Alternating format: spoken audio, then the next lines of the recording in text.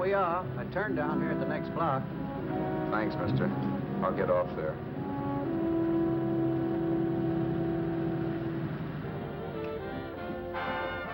Want anything else? No. Hey, you. Me? Yeah, you. Which way you heading? East. Too bad. I thought if you was heading north, I might be able to help you out. I'm pushing the Salt Lake, and I don't like to ride it alone at night. I'm one of those guys that got to talk or I fall asleep.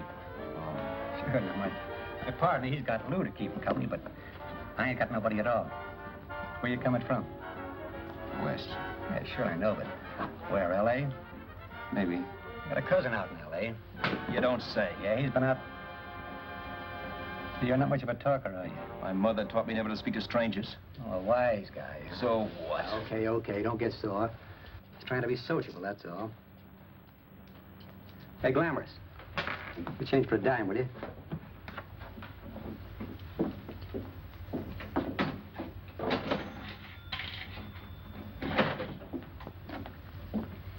Let's have something quieter this time, Joe. My head's splitting. Is that what's wrong with it? Done with your coffee? No. And don't rush me, will you?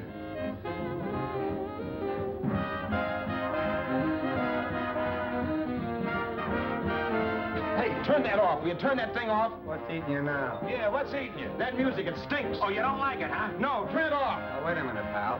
That was my nickel, see? This is a free country. And I play whatever I want to. Okay. Sure. And if you don't like it, you don't have to listen to it. And you can leave here anytime you want to. Okay. I'm sorry I asked. First good piece played tonight and you don't like it. Some people just ain't got any good taste.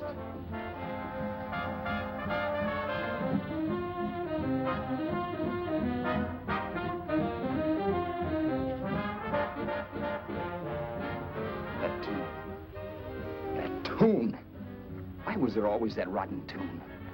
Following me around, beating in my head, never letting up. Did you ever want to forget anything? Did you ever want to cut away a piece of your memory or blot it out? You can't, you know. No matter how hard you try. You can change the scenery. But sooner or later, you'll get a whiff of perfume or somebody will say a certain phrase or maybe hum something. Then you're licked again. I can't believe that you're in love with me. I used to love that song once. So did the customers back in the old Break at Dawn club in New York. I can't remember a night when I didn't get at least 3 requests for it. Sue, she was always selling it too. Those were the days.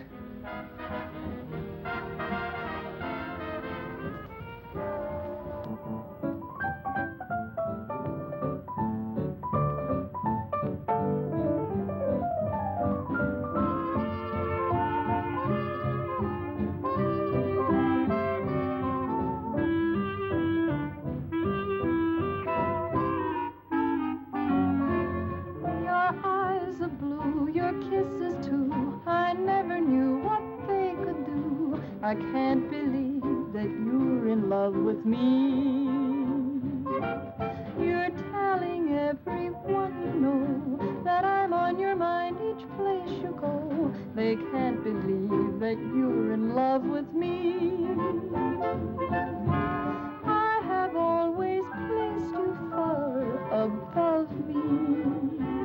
I just can't imagine that you love me. And after all is said and done, to think that I'm the lucky one, I can't believe that you're in love with me.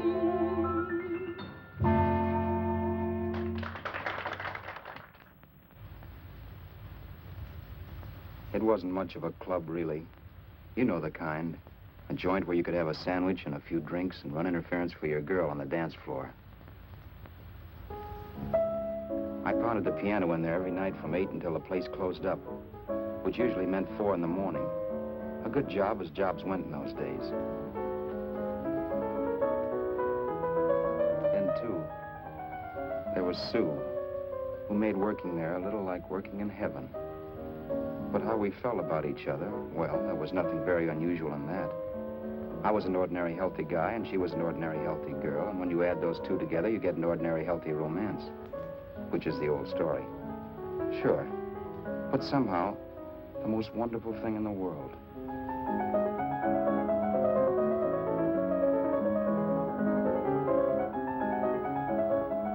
All in all, I was a pretty lucky guy.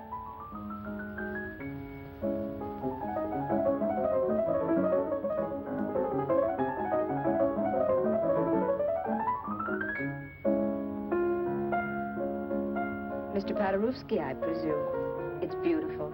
You're going to make Carnegie Hall yet, Al? Yeah, as a janitor. I'll make my debut in the basement. I don't blame you for being bitter, darling, but you mustn't give up hope. Why, someday... Yeah, someday. If I don't get arthritis first. In the meantime, let's blow this trap.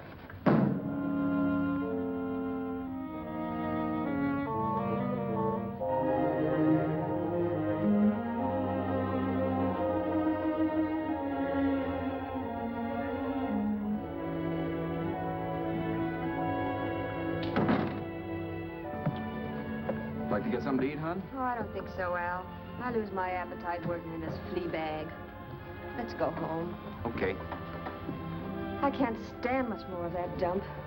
Did you see that drunk tonight trying to paw me? No, what drunk? Does it matter what drunk? Say, what's the matter with you tonight, darling? That's the third time you started to tell me something and then stopped. We shouldn't have any secrets from each other, Sue. Next week, we're going to make with the ring and the license. You and me will be a team. Yes, that's right. In the Bush League. I don't get you. We've been struck out. It's a funny way to talk, darling. Don't you want to marry me? Al, look, I love you. You know I do, and I want to marry you. But? But not now. Only after we've made good. Sunday, I'm going away. Oh, I know you'll think it's silly.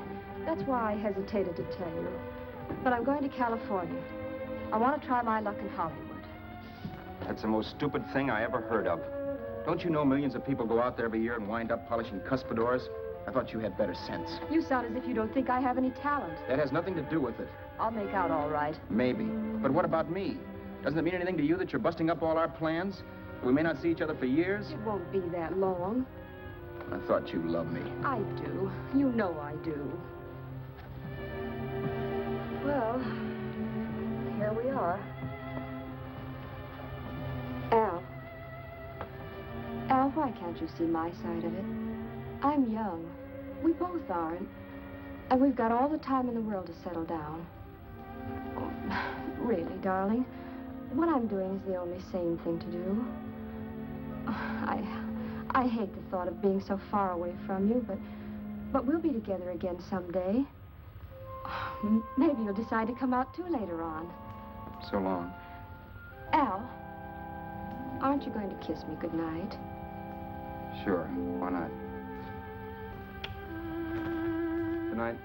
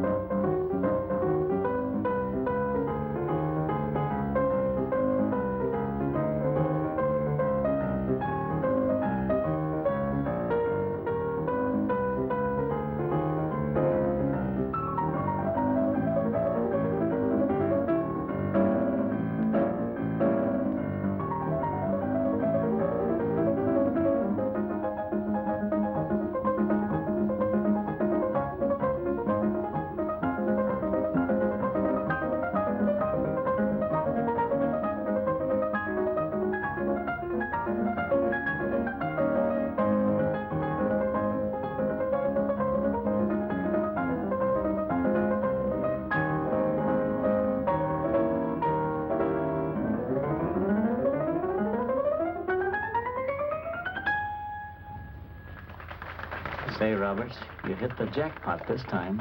$10. Thanks.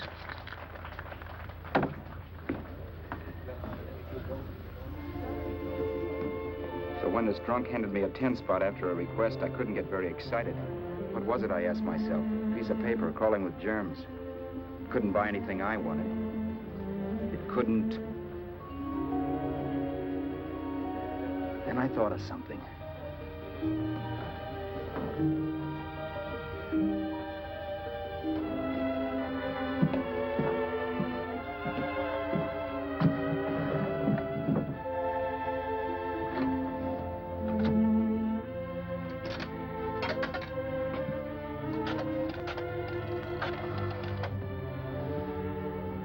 Long distance. I'd like to put a call through to Los Angeles. Miss Harvey. Sue Harvey, Harvey. The number is Crestview 65723.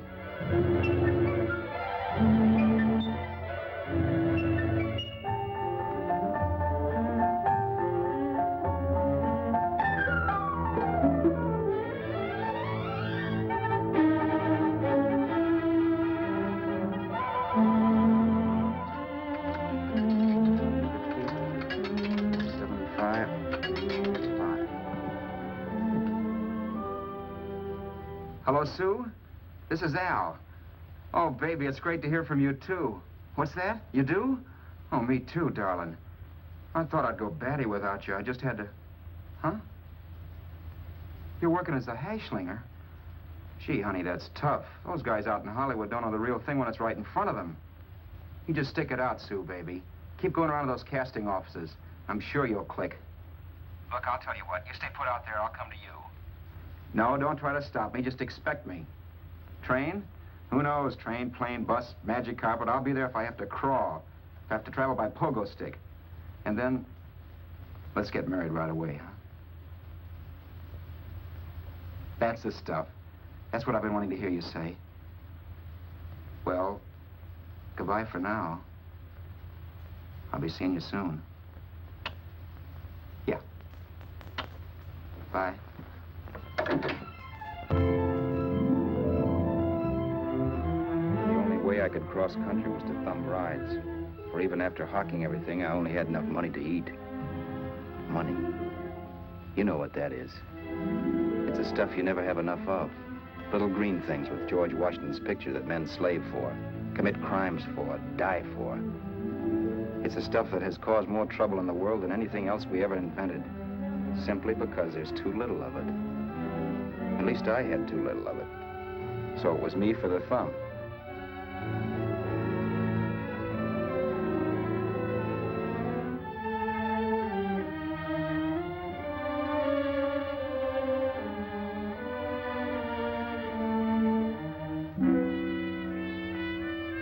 Ever done any hitchhiking? It's not much fun, believe me. Oh, yeah, I know all about how it's an education, how you get to meet a lot of people and all that. But me, from now on, I'll take my education in college, or in PS 62, or I'll send $1.98 in stamps for 10 easy lessons.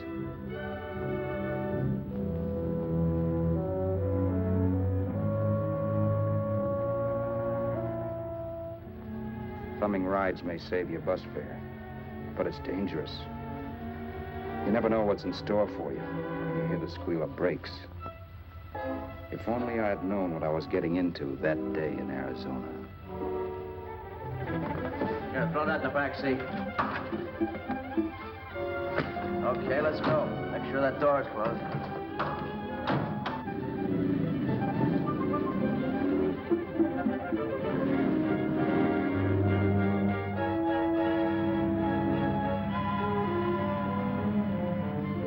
You know, Emily Post ought to write a book of rules for guys thumbing rides.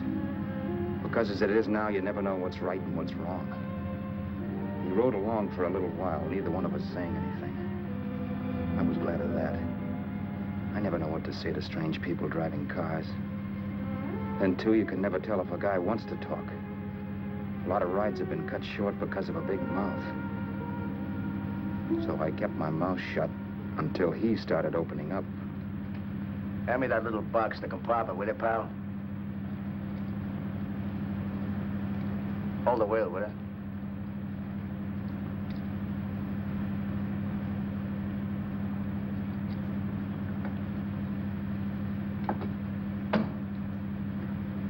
How far are you going? L.A. Wow, you're really traveling, aren't you? Yeah, but I don't expect to make it for a couple of years at the rate I've been promoting rides. Not much luck, huh? Sure, all bad. Not many people stop for a guy these days. Afraid of a stick-up, maybe. Well, you can't blame them. Where you coming from? New York? Well, New York. You're in luck this time. I'm going all the way. Right through to Los Angeles. You drive a car? Sure. Whenever you're tired, let me know. I'll holler. I guess at least an hour passed before I noticed those deep scratches in his right hand. They were wicked. 3 puffy red lines about 1/4 of an inch apart. He must have seen me looking at them because he said, Beauties, aren't they? They're gonna be scars someday. What an animal. Whatever it was, it must have been pretty big and vicious to have done that. Right on both counts, New York. I was tussling with the most dangerous animal in the world. A woman. She must have been Tarzan's mate. Looks like you lost the bout. Certainly wasn't a draw. You know, there ought to be a law against dames with claws. Yeah. I tossed her out of the car in her ear. Was I wrong? Give a lift to a tomato, you expect her to be nice, don't you? Yeah. After all, what kind of dame's thumb rides? Sunday school teachers? Yeah. A little witch. She must have thought she was riding with some fall guy. And me, who's been booking horses around racetracks since I was 20. I've known a million dames like her. 2 million. Yeah. Stopped the car, opened the door. Take it on the yard, the Duffy sister, I told her. That's the stuff. As always done, huh? But if you want to see a real scar, brother, get a load of this. Wow. I got that one dueling. Dueling? Yeah, we're just kidding, of course. My dad owned a couple of Franco-Prussian sabers. Kept them on the wall for decorations. Well, one day, the kid and I took them down when the old man wasn't around. Had a duel. He got me in the arm here. Pretty mean cut. Infection set in later. Yeah, I can see that. Now, give me that box again, will you? Yeah.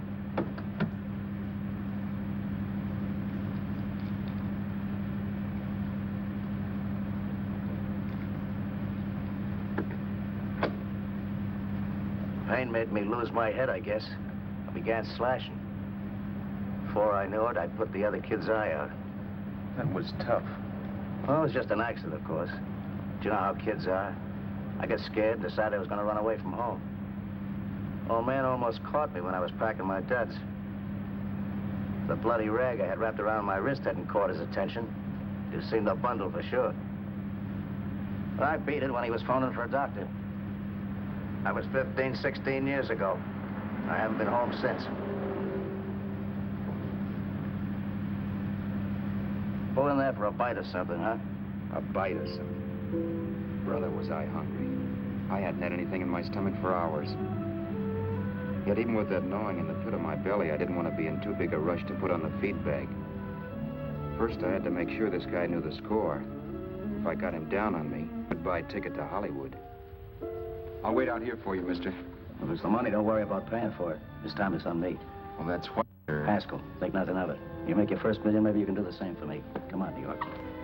I gotta make the West Coast by Wednesday. There's a horse running at Santa Anita named Bicycle.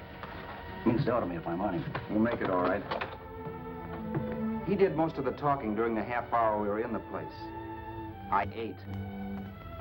He rambled on about his old man, whom he hadn't heard from since he ran away as a kid. Now he happened to become a bookie. And then all about how he got rooked in Miami. One race, 38 grand. They cleaned out my book.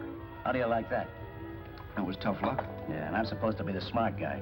Well, you just wait. I'm going back to Florida next season with all kinds of jack. And you watch those stinkers run for cover. Want anything else? No, thanks. I've had plenty.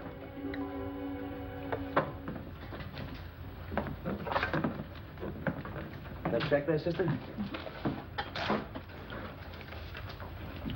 Oh, just a minute. Your change, sir. Keep it, sister. Oh, thank you, sir. Call again. I'll be waiting outside for you when you finish work. Sharp check, huh?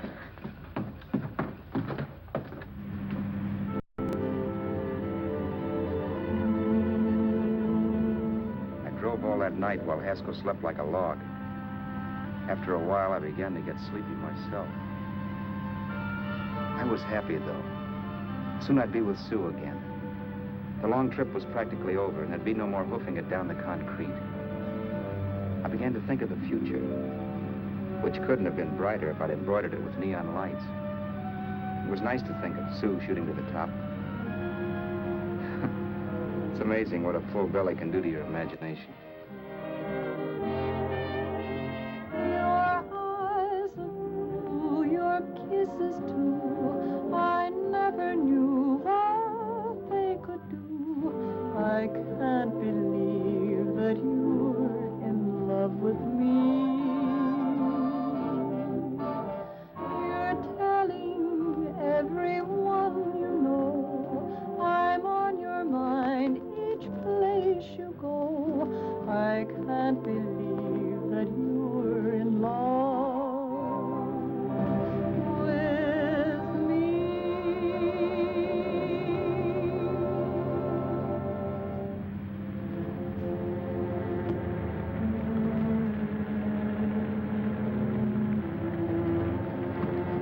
Mr. Haskell. Mr. Haskell. Mr. Haskell, wake up. It's raining. Don't you think we ought to stop and put up the top?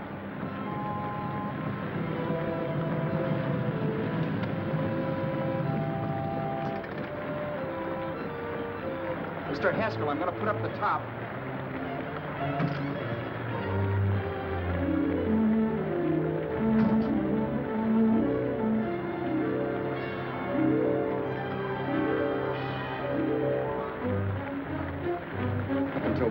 Things my way.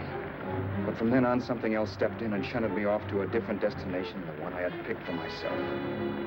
But when I pulled open that door... Mr. Haskell, what's the matter? Are you hurt? Are you hurt, Mr. Haskell? Start your sermon. I'll listen to it. But I know what you're going to hand me even before you open your mouths. You're going to tell me you don't believe my story of how Haskell died and give me that don't make me laugh expression on your smug faces. I saw it once he was dead, and I was in for it. Who would believe he fell out of the car? Why, if Haskell came too, which of course he couldn't, even he would swear I conked him over the head for his dough. Yes, I was in for it. Instinct told me to run, but then I realized it was hopeless. There were lots of people back down the road who could identify me. That gas station guy and the waitress. I would be in a worse spot then, trying to explain why I beat it. The next possibility was to sit tight and tell the truth when the cops came. But that would be crazy. They'd laugh at the truth. I'm not having my head in a noose. So what else was there to do but hide the body and get away in the car? I couldn't leave the car there with him in the gully. That would be like erecting a tombstone.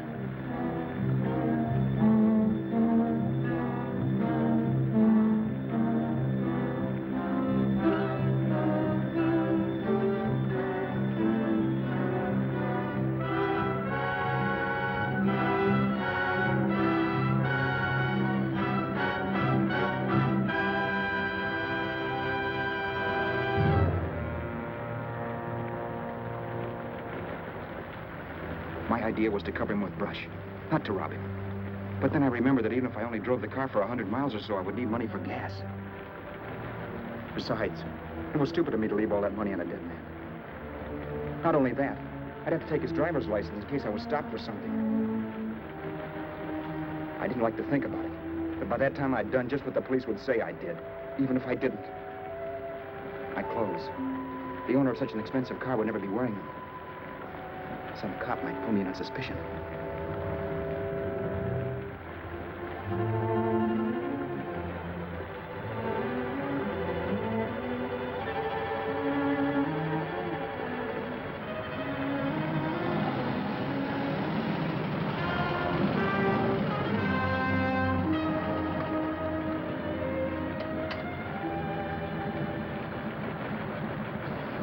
Hey, you, this your car? Don't you know better than to leave a car with the wheels halfway in the middle of the road? That's the way accidents happen. I'm sorry, officer. I was just putting up my top. I didn't think. Well, the next time, think. I'll let you go now, but watch your step in the future. I know that's a lonely stretch, but cars come by here once in a while, and we have plenty of crack-ups. Thanks, officer.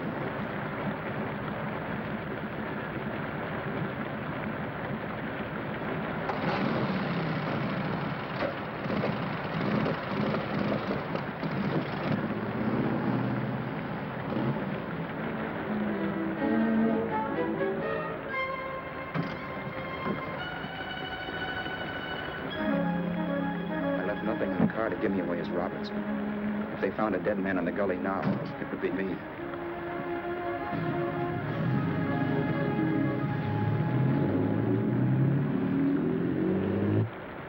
As I drove off, it was still raining, and the drops streaked down the windshield like tears. I kept imagining I was being followed and that I could hear sirens back in the distance. Just how long it took me to cover the 60-odd miles to the California state line, I don't know.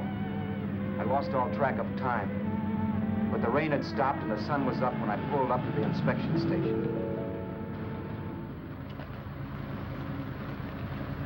Hello? Carrying any fruits or vegetables? No. Any livestock or poultry? No. I'd like to see your registration and driver's license, please. Anything in the baggage compartment? Just baggage. Charles Haskell, Jr., age 30, brown eyes, dark hair. Identifying marks, none. Are you Charles Haskell, Jr.? Yes. Well, remember, if you're employed and you stay over 30 days, you take out California plates.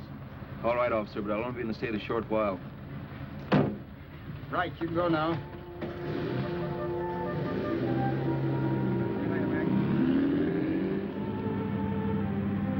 I couldn't drive any farther without some sleep. Cops or no cops, I knew I had to hit the hay and hit it hard.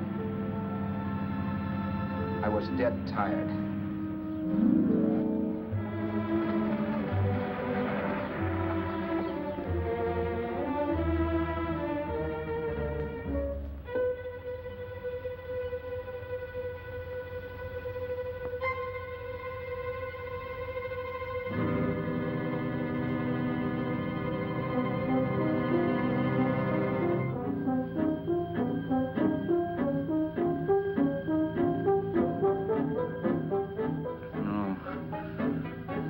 Mr. Haskell. No.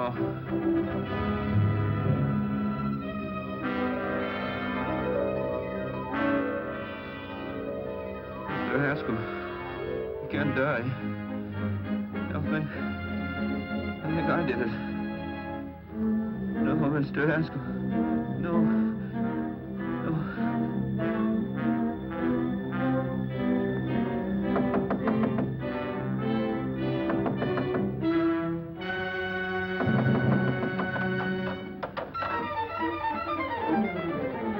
Who's there? It's the maid. Can I come in and clean? Later. In a half hour. All right, sir.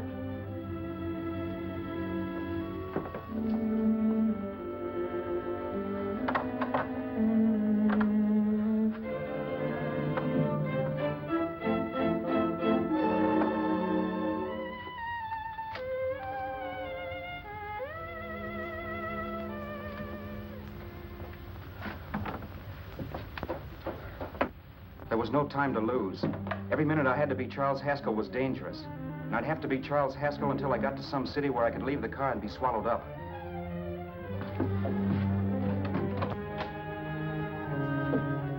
That meant driving the car as far as San Bernardino, maybe even to Los Angeles.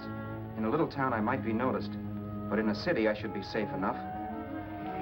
Then, after I ditched the car, I could go on to Sue. But those 5 minutes at the state line made me realize it might be a good idea to find out a little bit about Mr. Haskell. Then if anybody asked me questions, I could give the right answers. The first thing I found out was that I had $768. This was a lot of jack, but believe me, it was the kind of money I'd rather not have.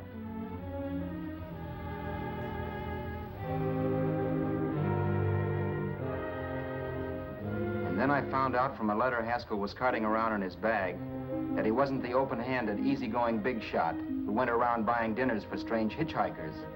Before I got done reading it, I saw him more as a chiseler. It was written to his old man in California, the one he hadn't seen in so many years. In it, Haskell posed as a salesman of hymnals, of all things. It was easy to see where Haskell expected to raise a new stake for his book in Miami by rooking his old man. That was about all I found out from his effects, and it was enough. I told myself, maybe old man Haskell was lucky his son kicked off. He would never know it, but it saved him from taking a flyer in sacred literature preferred.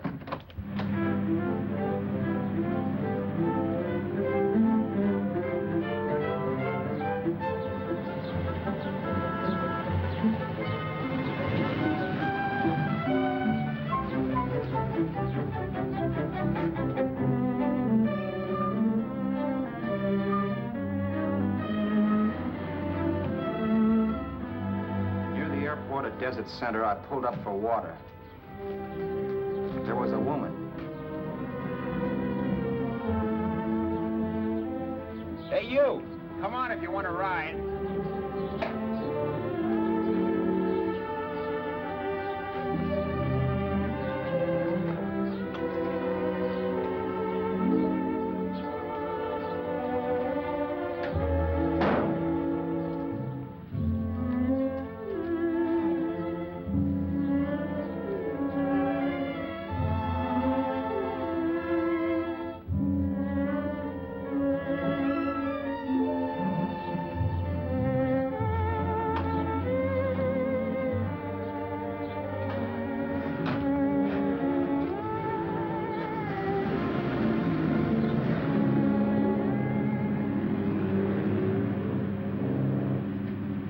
How far are you going? How far are you going? That took me by surprise, and I turned my head to look her over. She was facing straight ahead, so I couldn't see her eyes. But she was young, not more than 24. Man, she looked as if she'd just been thrown off the crummiest freight train in the world. Yet, in spite of this, I got the impression of beauty. Not the beauty of a movie actress, mind you, or the beauty you dream about when you're with your wife, but a natural beauty. A beauty that's almost homely because it's so real. Then suddenly she turned to face me. How far did you say you were going? Los Angeles? L.A.? L.A.'s good enough for me, mister. That's what I was afraid of. What'd you say? Oh, nothing, just thinking out loud. People get in trouble for doing that.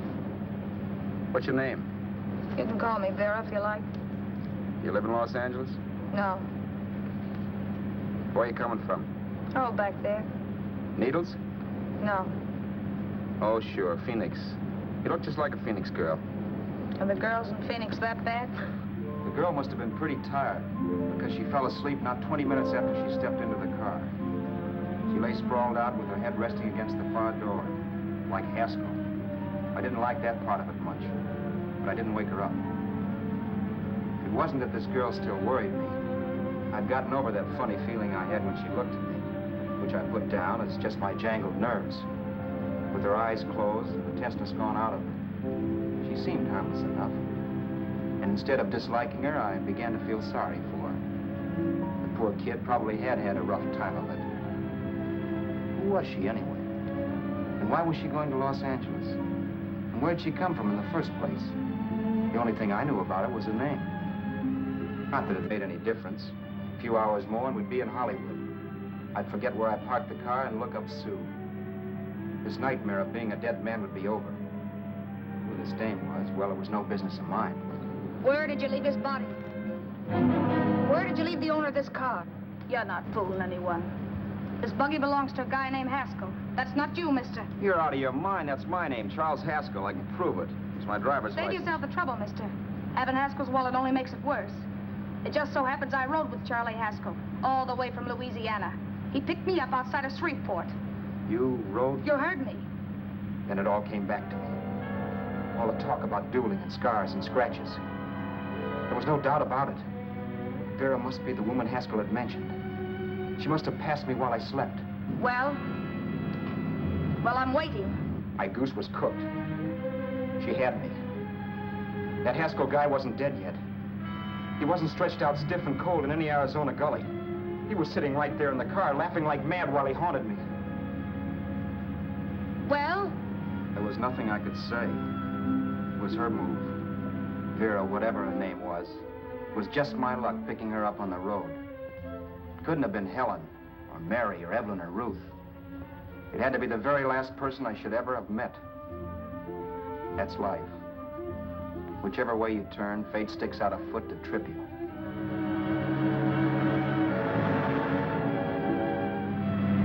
I told her everything everything, but she didn't believe my story. I should have saved my breath. That's the greatest cock and bull story I ever heard. So he fell out of his car. Say, who do you think you're talking to, a hick? Listen, mister, I've been around, and I know a wrong guy when I see one. What'd you do, kiss him with a wrench? Now, wait a minute. What I told you was true. You see, that's why I had to do it. You think I killed him? Well, the cops would have thought so, too. Yeah, well, maybe they still think so. What makes you so sure I'll shut up about this? Vera, I'm innocent. Give me a break, will you? It won't do me any good having you pinched. The cops are no friends of mine. Now, if there was a reward, but there isn't. Thanks. Don't thank me yet. I'm not through with you by a long shot. Let's see that roll.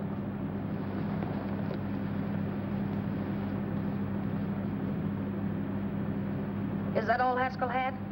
Isn't it enough? No, I thought he had more. Not that I know of. You can search me if you think I'm holding out on you. Well, maybe I will at that. He told me he was going to bet $3,000 on a horse named Paradisical on Wednesday at Santa Anita. He was stringing you along. He meant 300. Maybe. Sure, $3, 300. He was a piece of cheese, a big blowhard. Listen, mister, don't try and tell me anything about Charlie Haskell. Remember, I knew him better than you did. Okay, then you knew he was a four-flusher. That explains the $3,000 bet. I'm not so sure he didn't have that $3,000. Why should I believe you? You got all the earmarks of a cheap crook. Now, wait a minute. Shut up. You're a cheap crook and you killed him. For 2 cents, I'd change my mind and turn you in. I don't like you. All right. Don't get sore. I'm not getting sore. But just remember who's boss around here. If you shut up and don't give me any arguments, you'll have nothing to worry about. But if you act wise, well, mister, you'll pop into jail so fast it'll give you the bends. I'm not arguing. Well, see that you don't. You know, as crooked as you look, I'd hate to see a fella as young as you wind up sniffing that perfume that Arizona hands out free to murderers. I'm not a murderer. Of course you're not. Haskell knocked his own head off. He fell, that's how it happened, just like I told you. Sure, and then he made you a present of his belongings. I explained why I had to do that. Doesn't make a difference one way or another. I'm not a mourner. I liked Haskell even less than I like you. Yeah, I saw what you did to him. What do you mean? Well, scratches on his wrist. Sure, I scratched him. Oh, so you did. So your idea was to drive the car a little way, maybe into San Bernardino, and then leave it. You weren't going to sell it? Sell it? You think I'm crazy? Somebody else's car? See, all I want to do is leave it somewhere and forget I ever saw it. Not only don't you have any scruples, you don't have any brains. I don't get you. Maybe it's a good thing you met me. You'd have got yourself caught, sure. Why, you dope. Don't you know a deserted automobile always rates an investigation? Huh? Look, the cops find a car. Then they get curious. They wonder where the owner is. So, all right, they don't trace Haskell. They trace you. I never thought of that. The only safe way to get rid of the car is to sell it to a dealer. Get it registered under a new name. Say, stop at the next store. I want to get a bottle and do some shopping before we hit L.A. Okay. As soon as we find a place, I'll drop you off and pick you up later. Nothing doing. You're coming in, too. From now on, you and I are like the Siamese twins. Have it your way. If I don't get the point. The point is, I don't want you to get lost. I'm not going to beat it if that's what you're afraid of. I'll say you're not. Well, I'm going to see that you sell this car so you don't get caught. Thanks. Of course, your interest wouldn't be financial, would it? You would want a small percentage of the profits. Well, now that you insist, how can I refuse? 100% will do. Fine. I'm relieved. I thought for a moment you were going to take it all. I don't want to be a hog. A few hours later, we were in Hollywood. I was recognizing places Sue had written about. It struck me that far from being at the end of the trip, there was a greater distance between Sue and me than when I started out. Vera wasn't kidding with that Siamese twins crack. She rented a little apartment as Mrs. Charles Haskell. When I objected to this, she explained that it was on account of the car. A dealer might think something was funny if he called and found we were using different names.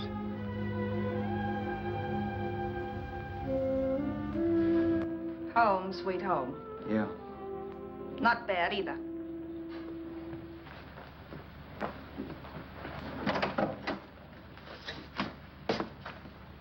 In case there's any doubt in your mind, I'll take the bedroom. Yeah. Sure is stuffy in here.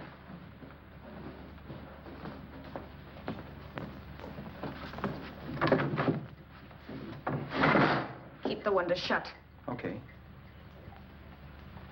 The old crow downstairs said there's a folding bed behind this door.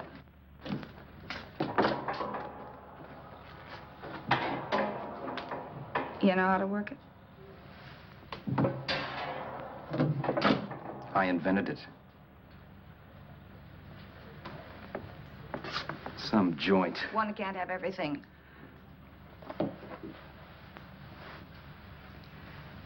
I'm first in the bathtub. I don't know why, but I figured you would be.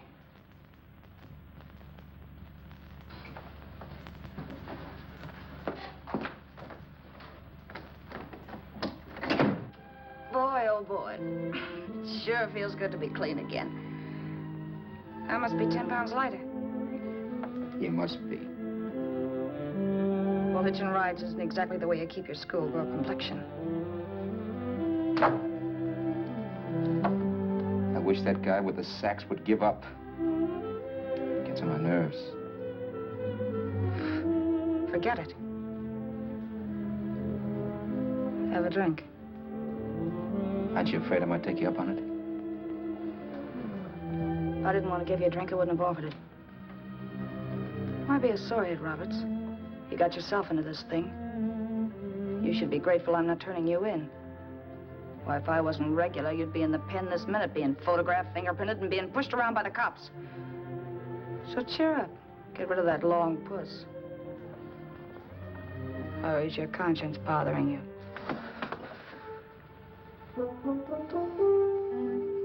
No. It isn't. Swell. That's the spirit. He's dead and no moaning around will bring him back. Anyway, I never could understand this worrying about something that's over and done with. Now look, Vera, for the last time I didn't kill him. Haskell was a sick man. Maybe he was dead before he fell out of the car. I don't know. Sure. He died of old age. All right. So if it'll make you sociable, you didn't kill him.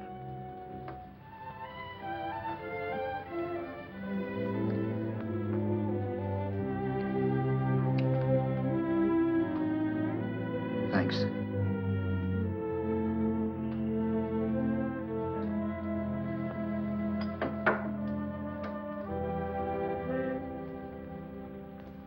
We're out of liquor, Roberts. Yeah.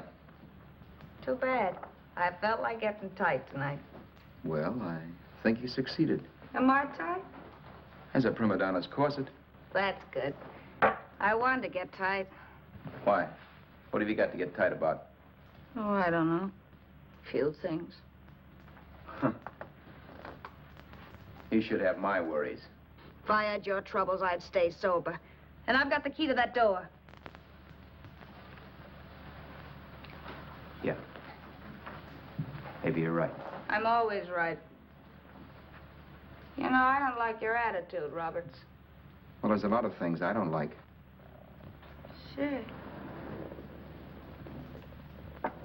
But life's like a ball game. You gotta take a swing at whatever comes along before you wake up and find it's the 9th inning. You read that somewhere. That's the truth, Roberts. All you do is bellyache. Taking it easy and, well, trying to make the best of things. But maybe that's what's wrong with the whole world. Get the professor. People knock themselves out trying to buck fate. Now, take you, for instance. You're lucky to be alive. Why, suppose Haskell had opened your door. You'd be playing a harp now. Think of that.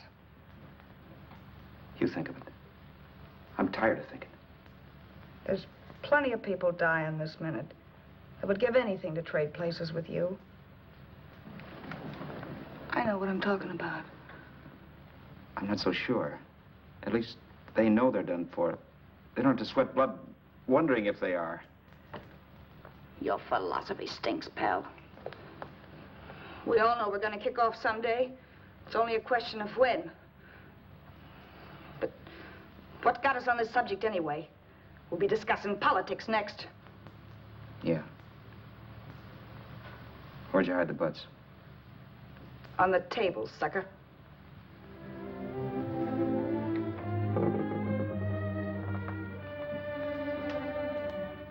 We bored each other with conversation for a couple of hours longer. Every 5 minutes, one of us was wishing we had another bottle or a radio or something to read. Then finally, we ran out of chatter. I know it's only 11 o'clock, but I want to get up early and make the rounds of the used car lots. No hurry about that. We've got all the time in the world. Maybe you have, but if you think I want to stay cooped up in this place any longer than I have to, you're batty. It's not a bad place. Pay plenty for diggings like this in New York. I wouldn't like it if it was the Ritz.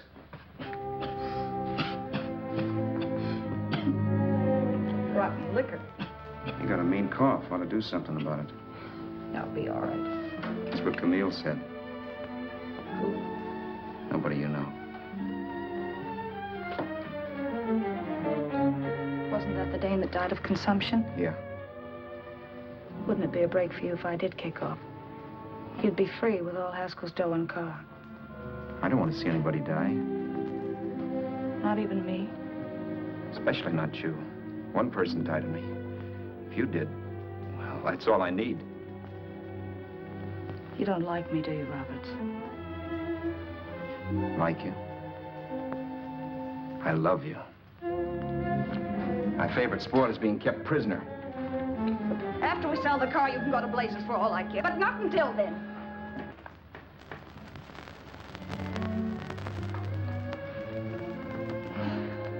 I'm going to bed.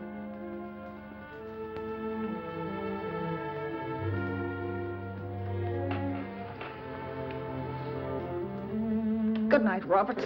Don't try and sneak away during the night. All the doors are locked. Anyway, if I find you gone in the morning, I'll notify the police. They'll pick you up. Don't worry, I know when I'm in a spot. Well, good night. I hope that portable rack isn't too uncomfortable for you. Don't lose any sleep over it, will you, Vera?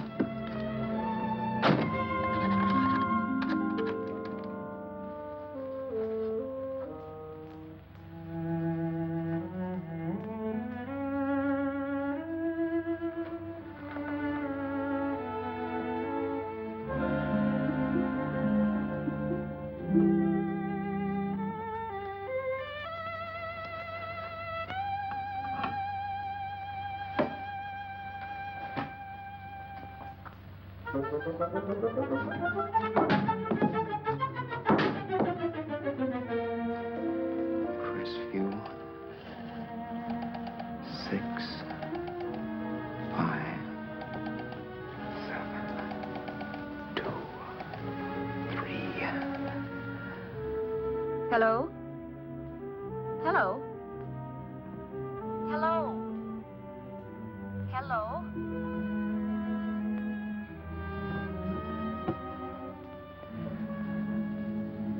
No. Not yet, darling. Tomorrow. Maybe. If this were fiction, I would fall in love with Vera, marry her and make a respectable woman of her, or else she'd make some supreme Class A sacrifice for me and die.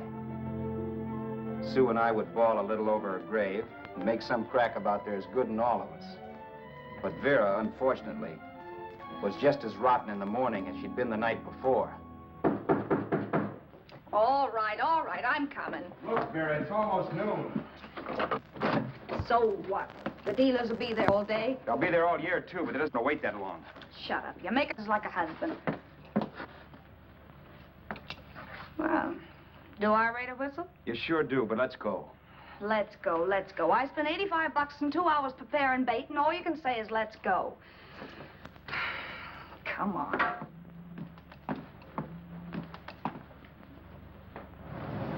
We passed a few used car lots last night down this way. What do you think we can get for this heap? I don't know. Plenty. He let me handle everything. Think we can get $2,000? I don't know, but don't worry. I'll squeeze as much out of this guy as I can. If I let it go cheap without a fight, he might think we've stolen the car.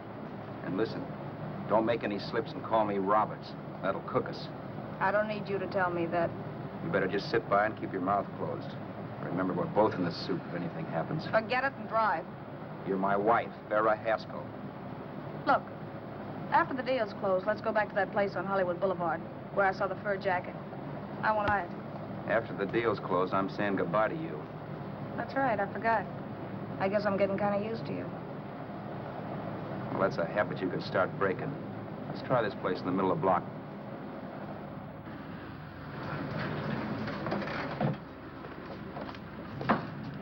Good afternoon. What can I do for you? We're interested in selling a car. If the price is right. Well, if it's in good mechanical condition, it should blue book for about $1,600. Tony, take a look at this motor. 1,600. Are you kidding?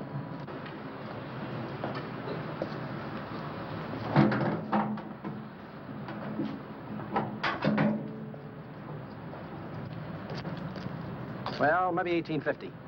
Before I let it go for $18.50, I'll wreck it and collect the insurance first.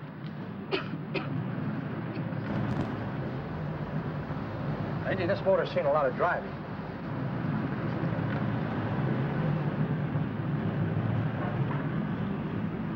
While the mechanic inspected the car, we haggled. At last, when we were all worn out, we hit a compromise. His price. Okay, it's a deal. All right, come in, we'll sign the papers. I have the ownership papers right here with me. Look, Vera, in the meantime, will you clean the dash compartment? There may be some stuff in it. All right, darling. $1,850. That dirty crook.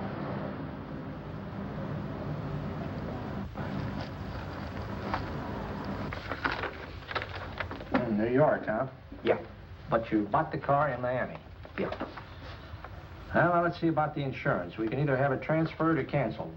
What kind of insurance do you have, Mr. Haskell? Well, aren't all the papers there? I don't see any. Surely you know what type of insurance you carry in the car. The name of the company? Yeah, but, Well, if you'll just tell me the name of the company, I'd be very glad to take care of all the details. well, Did you sign the papers yet?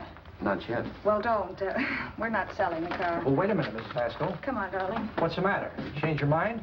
Yes, I'm sorry. I guess I have. But, Vera... Let's go.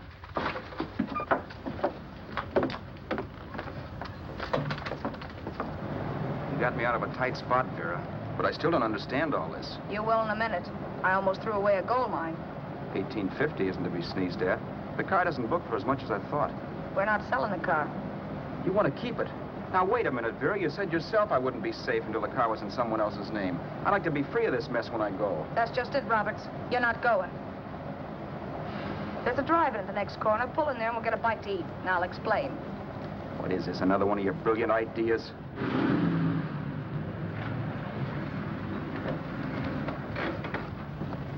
Oh, I take your order? Make mine a ham sandwich and coffee. And for you, sir?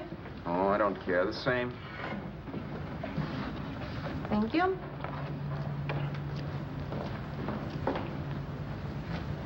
Get this, Vera. I've been pretty patient so far. I've done everything you asked me to do, but no more. Shut up.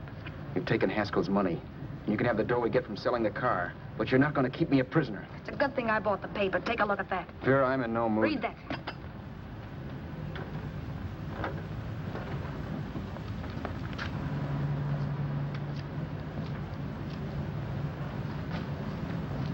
No. Yes. No, I won't do it. Yes, you will. You think I'm crazy? It's impossible, I tell you. Excuse me.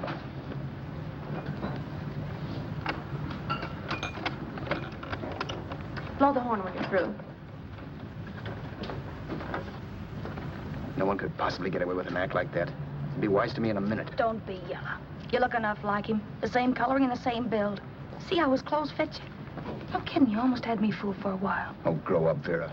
Don't you think a father knows his own son? And there must be other relatives. The father won't have to know you. We'll wait till he gives up the ghost. He's an old geezer and he won't pull through. And as far as other relatives are concerned, they haven't seen you in 15 or 20 years. Eat. I'm not hungry. And I won't do it. It's not as tough as it sounds. Remember, you've got all kinds of identification. His car, letters, license. I could never get away with it. It's the stupidest thing I've ever heard. The old boy has scads of dough. Look in the paper there. Personal fortune assessed at over $15 million. He'll leave plenty, I tell you. Maybe he cut off his son. How do we know? It's out, Vera. I won't have anything to do with it. I think you will. Look, Vera, I'll do anything within reason. But not that. So forget it. I'll find yourself another stooge. You sap. You'll be fixed for the rest of your life as Charlie Haskell. You can take your inheritance and go away. No more worrying about the rent, no sweating, scheming, wondering where your next meal's coming from. Think about that, Roberts. Vera, please, you're talking too loud. On this, I'm splitting 50-50 with you. Sure, why not? We're both alike, both born in the same gutter. Now, take it easy, Vera. There's people around here. You don't know what you're talking about. We'll wait till we read that old man Haskell's dead. Then you show up. Like you read in New York that he was sick. No. Suppose he doesn't die. He will. I know he will. Something tells me. But as much as I insisted I would have no part of her scheme, Vera was taking it for granted I would. Neither of us had our mind on the cards as we played that night. I knew we were just trying to kill time between newspaper editions. This was a death watch for Vera. Maybe it was for me, too. Don't you realize if I'm caught, they'll want to know where I got the car and stuff, and they'll have me on a murder charge. If you're smart, you won't get caught. I knocked for 7. And if I'm caught, don't you realize you'll be out, too? 18 points, that gives me 30. How will I be out? You'll be out $1,850 we would have gotten on the car. Really, Vera, you'd be an awful chump if you threw away all that dough on a dizzy long shot. Let me sell the bus tomorrow. With the money it'll bring and what you've already got, a clever kid like you can run it up in no time. Then we'd both be in the clear. I'll be in the clear anyway. Maybe. Maybe. But if I got caught, I'd get good and sore at you, you know. You mean you'd squeal? Well, no, not squeal exactly. Never mind what you meant. Even if you did tell the cops I was in on it with you, what could they do to me? They might give me the same medicine they gave you. Yeah. A rope. But I'm on my way now. All they'll be doing will be rushing it. All right. But think of the $1,850 you'd lose. You'd kick yourself along the block if they let it get away from you. I'll take the chance.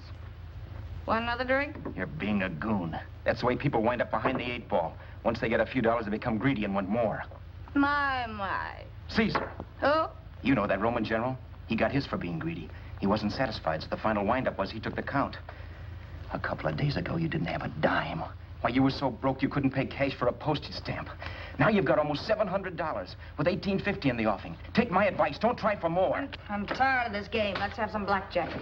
Play solitaire. Okay, I will if that's the way you feel about it. That's the way I feel about it. Getting sore and throwing things won't help much, Roberts. I'm really doing you a favor. I help you out of a jam by keeping my mouth shut. I show you how to make some soft money. And what thanks do I get? Thanks. Sure. Or would you rather call the cops and told them you killed a man and stole his money? I didn't kill anybody. Yes, you did. No, I didn't. You know I didn't. All right, then.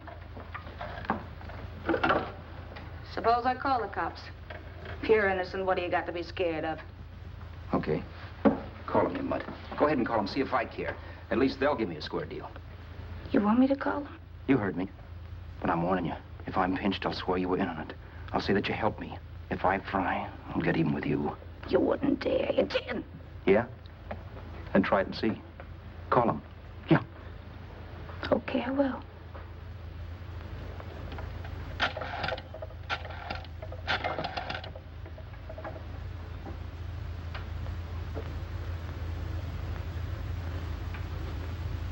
Information? I want the number of the Hollywood police station. Okay, I got it, thanks. Wait a minute, Vera. You wouldn't do that. Well, wouldn't do that, and I'll show you if I would. Take it easy now. Let's talk this over. This was early in the evening, and the conversation, while hectic, was at least pitched low. But as the minutes passed, and more obstacles to her plan popped into my head, the air got blue. Each word coming from our lips cracked like a whip. I reminded her that as Charles Haskell, I didn't even know my mother's name, where I'd gone to school, the name of my best friend, whether I had an Aunt Emma or not, my religion, and if I'd ever owned a dog. I didn't even know what my middle initial stood for. I also pointed out that the real Haskell had a scar on his forearm. His people never saw that scar. He told me he ran away right after putting out the kid's eye. Yeah, but his father knew he was cut. It'd have to be some kind of a mark. So what? The old man's dead, or will be. I hope by tomorrow morning's papers. Anyway, you could cut yourself a little, couldn't you? Boy, for that kind of dough, I'd let you cut my leg off. You're drunk and you're crazy mad, Vera. Turn me in if you want to, but I won't get mixed up in this. Besides, how do we know Haskell was such a phony? Maybe it wasn't the man's son at all. Maybe he just dreamed it up. Well, dream it or not, you won't be dreaming when the law taps you on the shoulder. There's a cute little gas chamber waiting for you, Roberts. And I hear extradition to Arizona's a cinch. Where's that phone? Vera! Leave me alone. Vera! Here. I want a phone. Call police. I hate you, yellow stinker. You leave me alone. I'll let you alone when you promise to leave the phone where it is. You're drunk. You don't know what you're doing. You're hurting me. Will you promise? All right.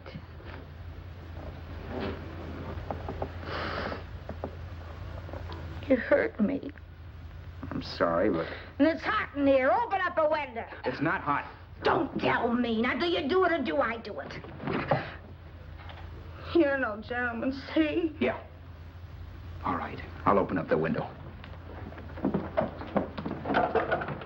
Vera!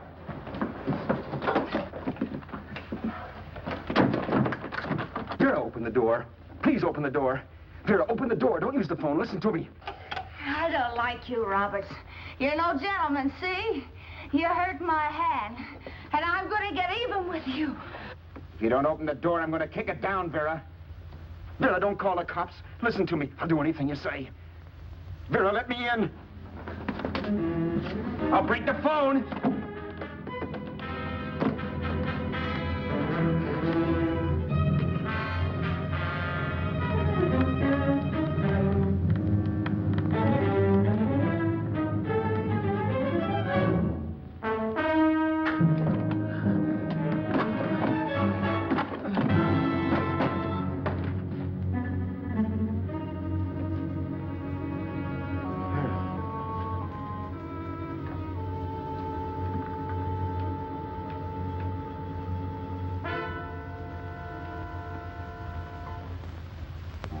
The world is full of skeptics. I know. I'm one myself. In the Haskell business, how many of you would believe he fell out of the car? And now, after killing Vera without really meaning to do it, how many of you would believe it wasn't premeditated? In a jury room, every last man of you would go down shouting that she had me over a barrel and my only out was force. The room was still. So quiet that for a while I wondered if I had suddenly gone deaf. It was pure fear, of course. And I was hysterical, but without making a sound. Vera was dead, and I was her murderer. Murderer? What an awful word that is. But I'd become one. I'd better not get caught. What evidence there was around the place had to be destroyed. And from the looks of things, there was plenty. Looking around the room at things we'd bought was like looking into the faces of 100 people who'd seen us together and who remembered me.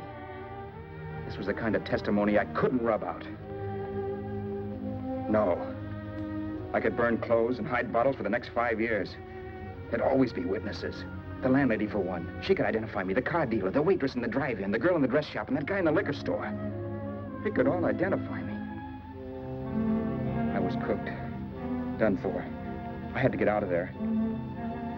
While once I'd remained beside a dead body, planning carefully how to avoid being accused of killing him, this time I couldn't. This time I was guilty. I knew it. Felt it. I was like a guy suffering from shock. Things were whirling around in my head. I couldn't make myself think right. All I could think of was the guy with the saxophone and what he was playing. It wasn't a love song anymore. It was a dirge.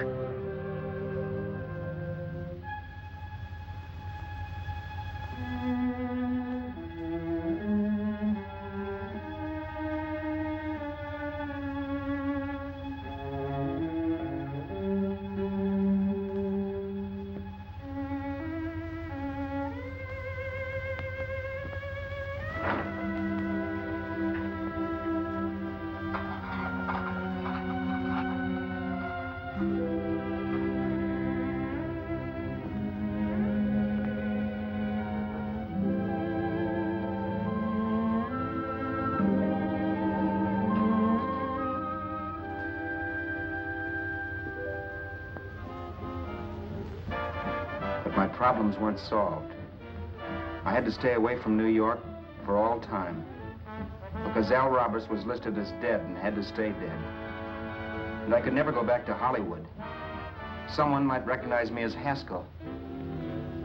Then, too, there was Sue. I could never go to her with a thing like this hanging over my head. All I could do was pray she'd be happy.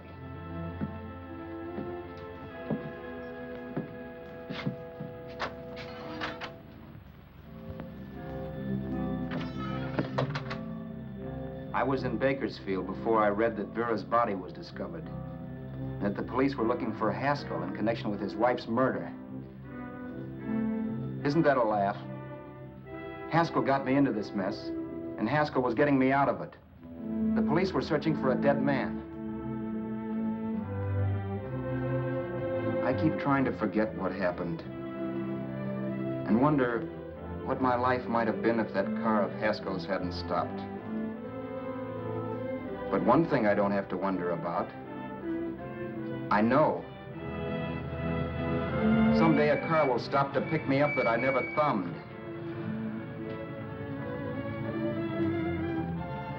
Yes. Fate, or some mysterious force, can put the finger on you or me for no good reason at all.